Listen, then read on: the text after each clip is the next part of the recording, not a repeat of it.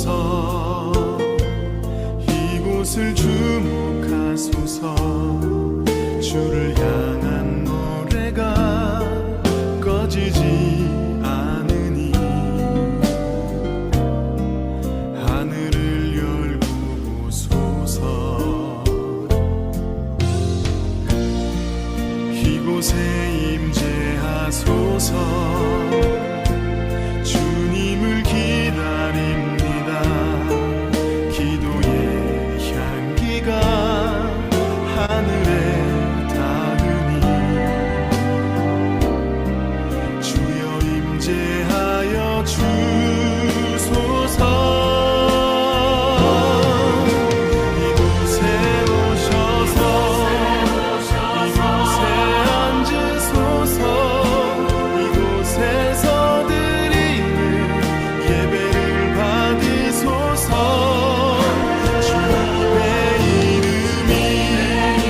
주님의 이름만이 오직 주의 이름만 이곳에 있습니다. 이곳에 오셔서 이곳에 앉으소서. 이곳에서 드리는 예배를 받으소서. 주님의 이름만이 오직 주의 이름만 이곳에 있습니다.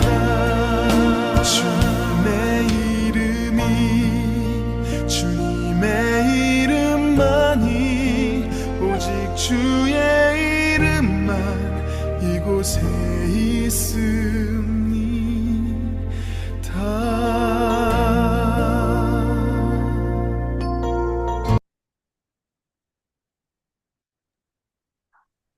2024년 11월 13일 수요일 KWMI 세계 한인 선교사 새벽 기도회를 드리겠습니다. 여호와께 감사하라. 그는 선하시며 그의 인자하심이 영원함이로다. 이제 이스라엘은 말하기를 그의 인자하심이 영원하다 할지로다. 아멘. 이해숙 선교사님 기도해 주시겠습니다. 하나님 아버지 감사합니다. 오늘도 이 아침에 우리에게 호흡이 있으므로 하나님 아버지를 사모함으로 이 자리에 나왔습니다. 아버지 하나님, 우리가 이 자리에 전심으로 주님을 구합니다. 하나님 아버지를 정말로 이 시간 만나기를 간절히 간구합니다. 그래서 기도하는 것은 오늘도 세워주신 송준영 목사님을 통하여서 하나님 저희에게 말씀하시는 주의 음성을 한 목소리도 우리가 놓치지 않고 우리가 주님 입을 넓게 열어서 그 은혜를 받기를 소원합니다. 아버지 하나님, 이 시간 우리 가운데 은혜 위에 은혜를 부어주시고 우리를 붙잡아 주시옵시기를 간절히 기도합니다. 아버지, 우리 KWMI 기도로 모인 당신의 종들입니다. 하나님, 우리가 기도함으로 우리 자신이 주님 앞에서 변화받게 하시고 다시 서게 하시고 다시 시작하게 하여 주시옵시기를 기도합니다. 하나님, 우리가 기도함으로 우리의 가정이 바뀌게 하시고 우리가 기도함으로 우리의 교회와 우리의 서 있는 우리의 선교지가 바뀌는 역사가 일어나게 하여 주시옵소서. 하나님, 우리가 기도함으로 우리나라가 주님 앞에 바로 서게 하여 주시고 우리가 기도함으로 세계가 바뀌게 하여 주시옵소서. 하나님, 우리가 기도함으로 우리와 함께하는 우리의 동역자들, 우리 선교사님들이 병상에서 일어나는 기적이 날마다 일어나게 하여 주시옵시기를 기도합니다. 하나님, 그래서 우리가 오늘도 주님을 앙망하오니 하나님 아버지의 말씀으로 채워 주시옵소서. 하나님, 그렇게 하실 주님을 기대합니다. 예수 그리스도의 이름으로 기도했습니다. 아멘. 아멘. 네, 오늘 선포될 하나님의 말씀은 마태복음 26장 36절로 46절 말씀입니다. 말씀 봉독해 드리겠습니다. 이에 예수께서 제자들과 함께 겟세마네라 하는 곳에 이르러 내가 저기 가서 기도할 동안에 너희는 여기 앉아 있으라. 베드로와 세베대의 두 아들을 데리고 가실세 고민하고 슬퍼하사 내 마음이 매우 고민하여 죽게 되었으니 너희는 여기 머물러 나와 함께 깨어 있으라. 조금 나아가사 얼굴을 땅에 대시고 엎드려 기도하여 이르시되 내 아버지여, 만일 할만하시거든 이 잔을 내게서 지나가게 하옵소서. 그러나 나의 원대로 마시옵고 아버지의 원대로 하옵소서. 제자들에게 오사 그 자는 것을 보시고 베드로에게 말씀하시되 너희가 나와 함께 1시간도 이렇게 깨어 있을 수 없더냐? 시험에 들지 않게 깨어 기도하라. 마음에는 원이로되 육신이 약하도다. 다시 두 번째 나아가 기도하여 이르시되 내 아버지여, 만일 내가 마시지 않고는 이 잔이 내게서 지나갈 수 없거든.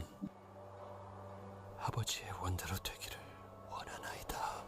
하시고 다시 오사 보신즉 그들이 자니 이는 그들의 눈이 피곤함일러라.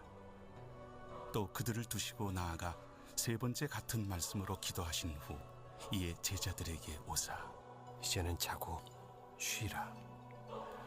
보라, 때가 가까이 왔으니 인자가 죄인의 손에 팔리느니라. 일어나라, 함께 가자. 보라, 나를 파는 자가 가까이 왔느니라. 다음은 특송 시간입니다. 호산나 싱어즈의 주님과 같이 하나님께 영광 올려드리겠습니다.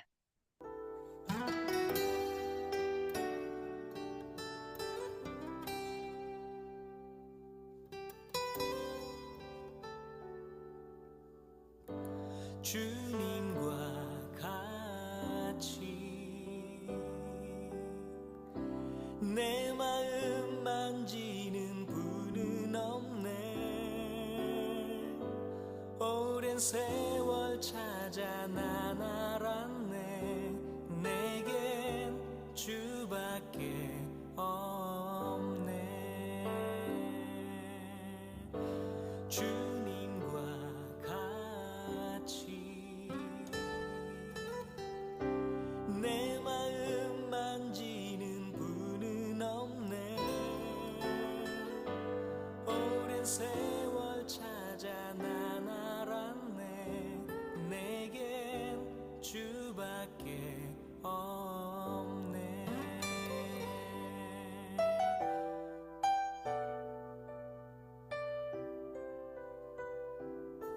주 잠이 감같이 흐르고 주 손이 치료하네.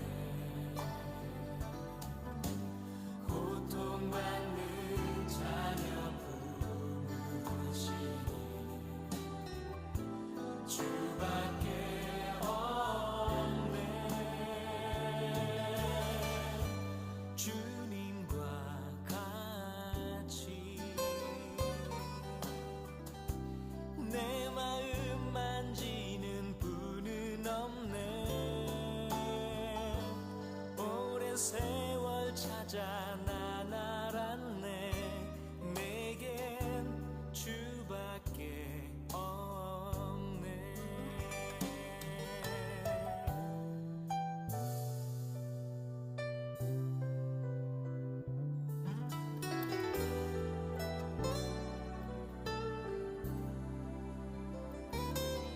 주 잠이 감같이 흐르고 주 손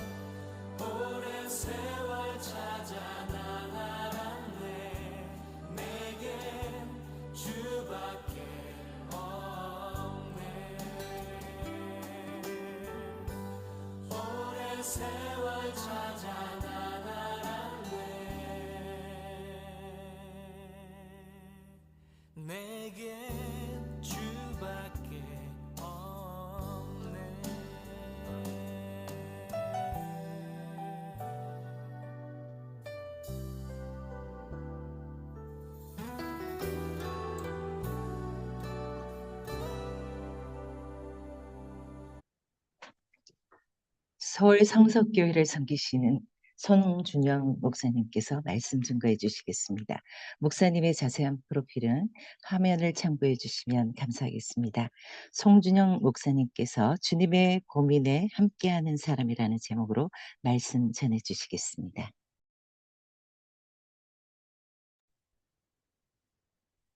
반갑습니다. 여러 가지로 시간이 바쁘시고 그럴 텐데 애쓰십니다. 저는 서울 시흥동에서 목회하고 있는 송준영 목사입니다. 제가 어젯밤에 서울 예술의 전당에서 개최된 음악회 공연을 하나 다녀왔습니다.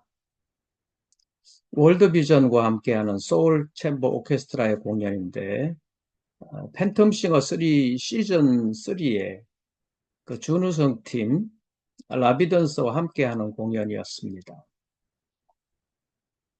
아주 모처럼 만에 공연을 다녀왔는데 좀 시끌벅적한 대중가요 가수들의 공연과는 달리 나름 그래도 수준 있는 노래들을 선곡해서 부르는 자비량 자선 공연이었습니다.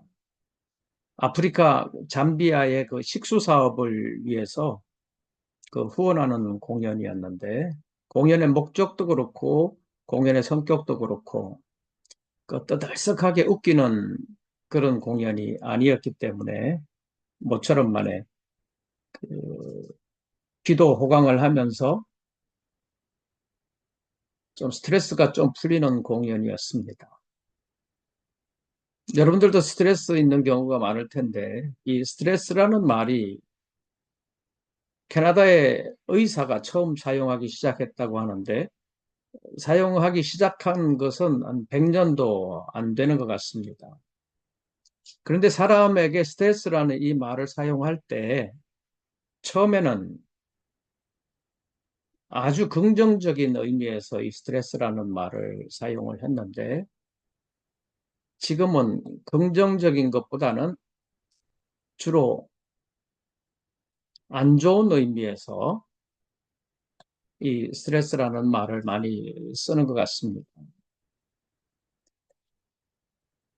그래서 지금 우리가 스트레스라는 말을 쓸 때는 주로 포지티브보다는 이 네거티브 스트레스를 많이 사용하고 있는 것 같습니다. 그래서 지금 우리가 스트레스라는 말을 쓰면 주로 안 좋을 때 많이 사용하고 있는 것 같고 그만큼 현대는 스트레스가 많아지고 스트레스 관리하기 힘든 그런 상황이라고도 볼 수 있습니다. 그래서 여러분들은 스트레스 관리를 어떻게 하고 계시는지 모르겠는데 스트레스 관리를 잘 하셔야 병도 잘 안 걸리고 건강을 잘 유지할 수 있다고도 볼 수 있습니다. 근데 본인이 느끼든 느끼지 못하던 스트레스를 이제 받게 되면 우리가 그것을 관리를 잘 못하면 병이 나기도 합니다. 저도 한 20년 전에 교회 건축을 시작하면서 저는 별로 신경 안 쓴다고 생각을 했는데 몸이 탈이 난 적이 있습니다.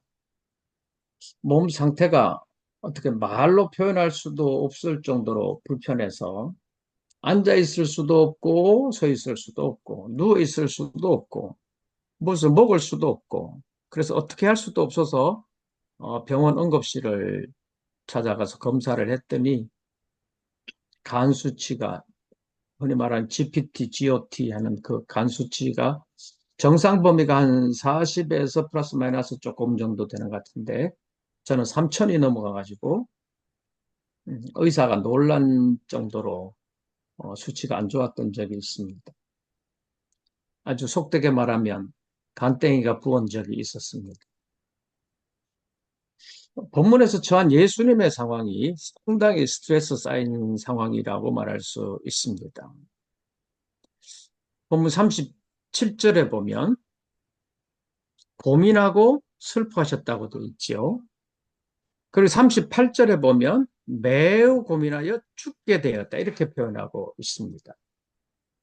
얼마나 심각한 상태인지를 보여주고 있습니다. 그래서 예수님께서 제자들을 택하시고 그들과 함께 기도하기를 원하셨습니다. 그것이 본문의 내용인데 예수님의 고민은 그때 다 해결된 것이 아니라 어쩌면 지금도 어떤 일들을 이루어 가실 때 고민이 계속되고 있는 상황이라고 볼 수 있습니다. 누구를 통해서 일해야 되나, 어떤 식으로 일해야 되나, 그런 고민이 있을 것입니다. 그래서 예수님의 그때, 옛날 그때 상황을 생각하면서 주님의 고민을 함께하는 사람이라는 제목으로 잠깐 말씀을 상고하겠습니다. 첫째로 주님의 고민에 가까이 있었던 사람도 있지만 멀리 떨어져 있는 사람도 있었다는 것입니다.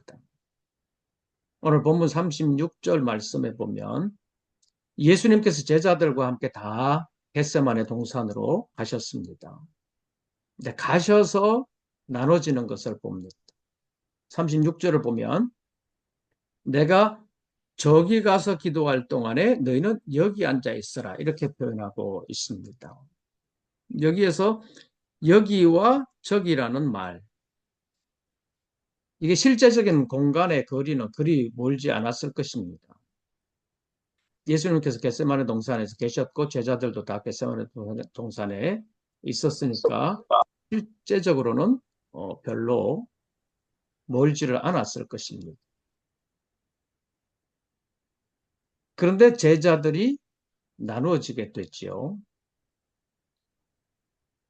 여기 있는 제자들과 저기 있는 제자들이 나눠집니다. 여기와 저기라는 것이 한글로 봐도 한자밖에 다른 게 없습니다. 영어로 봐도 here와 there, 알파벳 T 하나밖에 차이가 없습니다. 그러나 심리적인 거리는 상당히 많이 차이가 있다고 볼 수 있습니다. 지금 우리가 교통과 통신이 워낙 많이 발전을 했기 때문에 온라인으로 세계 선교사님들이 동시에 이렇게 함께 모이는 모임이 가능했다고 볼 수 있습니다. 옛날 같으면 꿈도 못 꾸던 얘기지요. 그래서 실제적인 거리와는 상관없이 여기 하나로 모일 수 있습니다. 우리 국내적인 상황으로 보면 제일 먼 데를 서울, 부산 뭐 이런 식으로 표현할 때가 있습니다. 실제적으로는 제주도가 제일 멀 수도 있지만 제주도는 제껴놓고 서울, 부산이다. 경부선 쪽으로 말할 때가 많이 있습니다. 그래서 서울에서 모임을 하면 부산 계시는 분들은 참석하시기 힘들고 그래서 옛날 같으면 기대도 안 했는데 요즘 KTX 때문에 많이 가까워졌지만 그래도 심리적인 거리는 멀기 때문에 서울에서 무슨 회의를 할 때 부산에 계시는 분이 참석을 안 해도 멀어서 참석 못 하셨나 보다 이렇게 생각해 줄 때가 많이 있습니다. 그런데 지금 이제 여러분들 외국에 계시는 분들이 계실 텐데 외국에서 보면 서울이나 부산이나 뭐 거기가 거기잖아요. 그래서 국내에 있는 분들을 외국에 있는 분들이 얘기할 때 뭐 거기는 거기 아니냐 이렇게 말씀하실 수도 있습니다. 지금 줌에 들어와 계시는 분들 가운데도 어디에 계시는 분이 제일 먼 곳인지 모르겠는데 물리적인 공간으로 보면 엄청나게 멀리 떨어져 있지만 그러나 또 심리적으로 신앙적으로 보면 우리는 여기 하나로 모인 줄로 믿습니다. 그래서 어쩌면 동지의식이라는 것이 생기는 것인데 오늘 본문에 보면 예수님께서 제자들과 함께 다 겟세마네 동산에 가기는 했지만 제자들이 나누어지는 것을 봅니다. 어떤 제자들은 저기 있고 어떤 제자들은 여기 있고 다 같은 거리에 있는 것이 아닙니다. 실제적으로 지리적 공간적 거리감도 있지만 심리적인 거리는 상당히 멀리 떨어져 있다고 볼 수 있습니다. 창세기 22장에서 아브라함이 종들과 함께 이삭을 번제로 드리러 갔을 때도 비슷한 일이 있습니다. 3일째 가서 제3일에 아브라함이 종들에게 하는 말이 창세기 22장 5절입니다. 너희는 나귀와 함께 여기서 기다리라 이렇게 말하고 내가 이 아이와 함께 저기 가서 예배하고 너희에게로 돌아오겠다 이렇게 말했습니다. 이 상황에서도 보면 여기와 저기로 나누어집니다. 아브라함과 종들과의 거리가 어쩌면 산 아래와 산 위라고 말할 수 있습니다. 그래서 산 아래와 산 위가 예수님의 제자들 있을 때 여기와 저기와 보다는 좀 멀지만 그래도 거리적으로는 그렇게 멀다고는 볼 수 없지만 심리적으로는 같이 할 수 없을 정도로 여기와 저기가 멀리 떨어져 있다고 볼 수 있습니다. 열왕기상 19장에 보면 엘리야와 사환이 도망가다시피 피난 가면서 이제 로뎀나무 아래로 가게 되는데 그때 엘리야가 사환에게 그런 말을 했습니다. 내가 저기 가서 기도하고 오겠다. 그러면서 하루를 더 가게 되는데 창세기 22장에 있는 거리보다는 더 멀어지게 되지요. 그래서 어쨌든 여기와 저기가 공간적인 거리는 그렇게 많지는 않지만 오늘 본문에서도 보면 이 심리적인 거리는 상당히 많이 떨어져 있다고 볼 수 있습니다. 그래서 심리적인 거리로 여기에 있었던 사람들이 누구냐? 예수님의 기도할 때 여기는 예수님의 고민에 함께한 3명의 제자들이었다고 볼 수 있습니다. 그 3명의 제자들이 베드로와 야고보와 요한인 것을 오늘 본문이 말씀하고 있습니다. 예수님의 고민에 함께할 사람으로 선택된 사람이 바로 이 3사람들입니다. 이 3사람의 믿음이 완벽했기 때문에 선택된 것은 아닙니다. 본문의 말씀을 보면 이 3사람도 예수님과 함께 1시간도 제대로 기도하지 못했습니다. 그래서 어쩌면 겟세마네 동산에서는 실패한 사람들이라고 말할 수도 있습니다. 그러나 이들의 인생 자체가 최종적으로 실패한 사람들은 아닙니다. 이 3사람 가운데 베드로는 예수님을 3번씩이나 부인하는 실패를 했지만 다시 일어나서 아름다운 순교의 제물이 되었다고 말할 수 있습니다. 오늘 본문에서 베드로는 예수님의 고민에 함께한 사람이었지만 나중에는 베드로의 고민에 예수님이 함께해 주셨기 때문에 베드로가 최종적인 승리자가 되었다고 말할 수 있습니다. 그 말씀이 누가복음 22장에 기록되어 있는데 예수님께서 시몬에 대하여 말씀하시면서 시몬아 시몬아 보라 사탄이 너희를 밀가부르듯 하려고 요구하였으나 내가 너를 위하여 기도하였다. 이렇게 표현하고 있습니다. 예수님께서 베드로를 위하여 믿음이 떨어지지 않도록 기도하셨기 때문에 베드로가 회개한 후에 사명을 잘 감당할 수 있었다고 말할 수 있습니다. 본문에서는 베드로가 예수님의 고민에 대하여 예수님께 기도해 줄 것을 요청받았지만 누가복음 22장에서는 이 베드로의 고민에 대해서 베드로의 신앙적인 고민에 대해서 예수님께서 기도해 주실 것을 약속하신 말씀입니다. 그래서 베드로는 지난 실패에 발목 잡혀 있지 아니하고 지난 실패를 잘 이겨내고 새로운 사명을 감당할 수 있었다고 말할 수 있습니다. 또 이 3사람 가운데 야고보는 사도들 중에 최초의 순교자가 되는 영광을 얻었다고 말할 수 있습니다. 또 요한은 끝까지 살아남아서 마지막 때에 관한 비밀의 계시라고 말할 수 있는 요한 계시록을 받아서 후세에 전해준 사람이 되었습니다. 그래서 요한은 끝까지 살아남았을 뿐만 아니라 끝까지 사명을 감당할 수 있었다고 말할 수 있습니다. 이런 것이 주님의 민에 참여한 사람에게 주신 복이라고도 말할 수 있습니다. 본문에는 예수님의 제자들이 여기와 저기 이렇게 나누어질 때 베드로와 야고보와 요한 이 세 사람과 나머지 제자들이 여기와 저기로 나누어졌던 것을 볼 수 있습니다. 그러나 최종까지 예수님과 함께 했던 사람, 예수님의 고민에 함께 했던 사람은 베드로와 야고보와 요한이었던 것을 봅니다. 그러면 이 사람들은 왜 이렇게 나눠질 수밖에 없었을까? 그것을 생각해 보면 이 세 명의 제자들은 평소에 예수님의 작은 고민들에 대해서 늘 관심을 가지고 함께 했다고 볼 수 있습니다.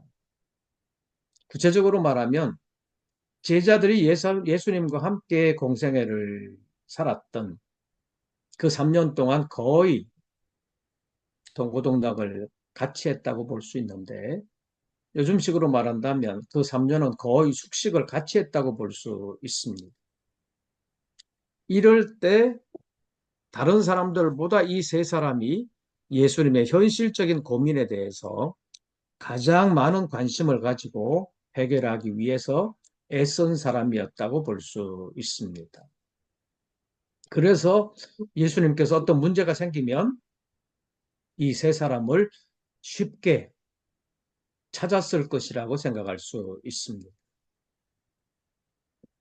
많은 사람들이 숙식을 하다 보면 우리식으로 말하면 쌀이 떨어질 수도 있잖아요. 그랬을 때 이 고민을 가장 직접적으로 관심을 가지고 예수님과 함께 고민했던 사람이 이 세 사람이었다고 말할 수 있습니다. 그래서 어떤 문제가 생겼을 때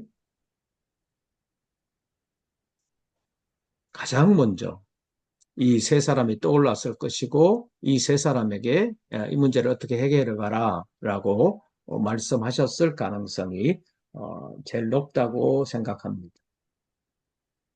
그래서 예수님의 고민에도 이 세 사람을 참여시켰다고 볼 수 있습니다. 그래서 이 세 사람은 예수님의 고민에 함께하는 사람이 될 수 있었는데 그 전에 보면 아주 비밀스러운 일에도 이 세 사람이 동행하신 것을 볼 수 있습니다. 마태복음 17장 1절 말씀에 보면 예수님께서 변화산에 올라가신 것을 기록하고 있는데 그때 예수님께서 베드로, 야고보, 요한 이 세 사람을 데리고 가셨는데 따로 데리고 가셨다고 기록하고 있습니다. 그러니까 다른 제자들은 데리고 가시지 아니하시고 이 세 명의 제자들만 데리고 변화산에 올라가셨다는 것입니다. 그래서 영광스럽게 변화되는 모습을 보여주시는 것도 이 세 사람에게만 보여주셨다고 볼 수 있습니다. 어쩌면 이 세 사람은 주님의 영광스러운 모습을 본 주님의 영광에 참여한 사람이었다고 볼 수 있습니다. 그런데 이 변화산도 사실은 예수님의 고민에 함께하는 시간이었다고 볼 수 있습니다. 누가복음 9장에서 예수님께서 이 변화산에 올라간 것을 기록하고 있는데 그 누가복음 9장 가운데 31절 말씀을 보면 변화산에 나타난 모세와 엘리야와 더불어 예수님께서 예루살렘에서 별세하실 것에 대하여 대화를 나누었다고 기록하고 있습니다. 그러니까 결국 십자가 지실 것을 말씀하셨다는 거지요.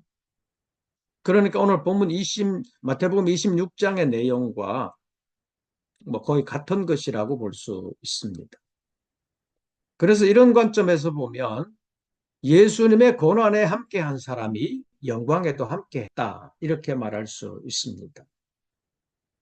바울이 로마서 8장에서 그리스도와 함께 영광을 받기 위해서는 고난도 함께 받아야 된다고 말한 것이 있습니다. 그래서 고난을 먼저 받은 사람이 나중에 영광을 함께 받게 된다고 말할 수 있습니다. 사랑하는 동역자 여러분, 여러분의 고민은 누구와 함께 하고 있습니까? 함께 나눌 수 있는 사람이 있다면 복된 사람이라고 말할 수 있습니다. 인간의 정신적인 건강을 위해서도 그렇고 신앙의 건강을 위해서도 고민을 함께 나눌 수 있는 사람이 필요하다고 말할 수 있습니다. 그래서 고민을 함께 나눌 수 있는 친구나 멘토가 있으면 좋습니다. 여러분은 선교지에서 고민을 함께 나눌 사람이 없어서 외로울 수도 있습니다. 그래도 요즘은 온라인이 상당히 발달했기 때문에 세계 어디에 있어도 온라인으로 이웃 사촌이 될 수 있습니다. 그래서 고민을 나눌 수 있는 사람을 두는 것이 좋습니다. 그럴 사람이 없더라도 우리는 낙심할 필요가 없습니다. 왜냐하면 수고하고 무거운 짐진 자들아 다 내게로 오라고 말씀하시는 예수님이 있기 때문입니다. 그 예수님을 우리의 주님으로, 우리의 멘토로, 우리의 위로자요 보혜사로 모시고 살면 우리의 고민을 주님과 함께 나눌 수 있기 때문입니다. 사람 위로자와 주님이 위로자가 되시는 것은 큰 차이가 있습니다. 왜냐하면 사람은 고민의 현장에 항상 함께 있을 수가 없지만 우리 주님은 고민의 궁극적인 해결자가 되실 뿐만 아니라 항상 함께 계시면서 우리를 도와주실 수 있기 때문입니다. 그래서 우리는 주님과 함께 하는 것이 복되다고 말할 수 있습니다. 그래서 우리는 혼자 있는 것이 아니라 늘 주님과 함께 할 필요가 있습니다. 여러분도 아시다시피 독불장군이라는 말이 있잖아요. 이 독불장군이라는 말은 혼자는 장군이 될 수 없다는 뜻이지요. 혼자는 장군이 될 수 없다. 그런데도 자기 혼자 장군이 된 것처럼 말하는 사람이 있지요. 그런 사람을 독불장군이라고 그러잖아요. 자기 혼자 자기 고집대로 남의 의견을 무시하면서 자기가 장군이 된 것처럼 자기 스스로만 살아가는 사람들이 있는데 그런 사람들을 요새 비꼬는 조로 조롱조로 독불장군이라고 말을 하지요. 그러니까 본래 의미는 혼자서는 장군이 될 수 없다는 말인데 의미적으로 보면 혼자서는 사람이 되기도 곤란하다. 혼자서는 사람 노릇도 제대로 할 수 없다라고 볼 수 있습니다.